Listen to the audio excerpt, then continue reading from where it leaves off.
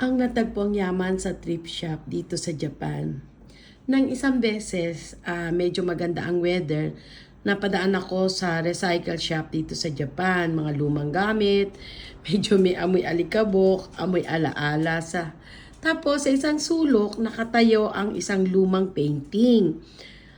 Para bang nakalimutan na ng panahon. Alam mo yung mga antigo, may kakaibang liwanag sa mga kulay nito. Parang may kaluluwang nagkukubli sa likod. Alam mo yun, parang naramdaman ko siya ng something, parang may bumubulong na kunin mo ko, ganun. Kikilabutan tuloy ako.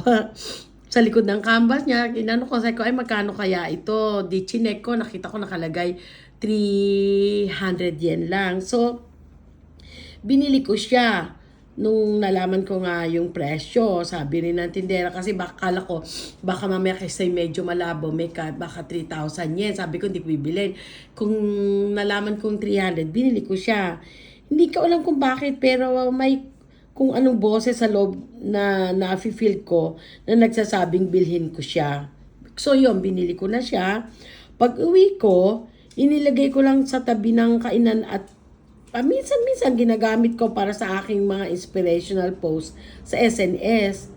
Tapos kagabi, maski mas mapakiramdam ko, which is November 11, 2025, kinuhanan ko at nag-post ako ng another inspirational. Dahil pinicturean ko siya sa FB page. Tapos sinitigan ko siya at nakita ko ang nakasulat sa ilalim. Iniisip kong alamin ang pinagmulan. Ano kaya ito yung nakalagay? Yung pinagmulan. Tapos merong pirma. Pinagmulan ng obra, isang limitaw ang mga pahiwatig nung chinek ko siya.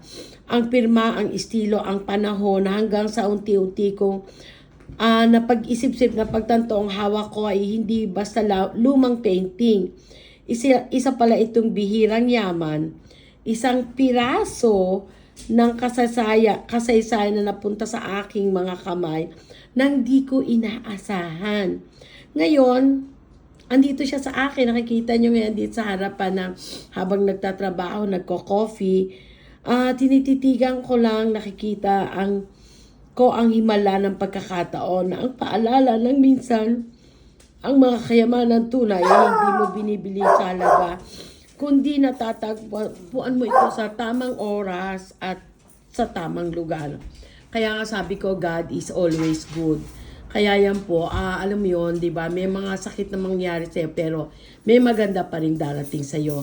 Everything happens for a reason, and it's just a matter of time and patient kung kailan darating ito.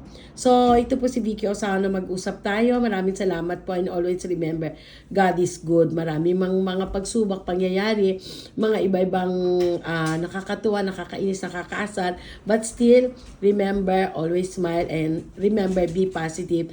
And tandaan po natin, huwag tayong gagawa ng hindi maganda dahil kung ano yung tinanim, yun ang iyong bunga. Maraming salamat po.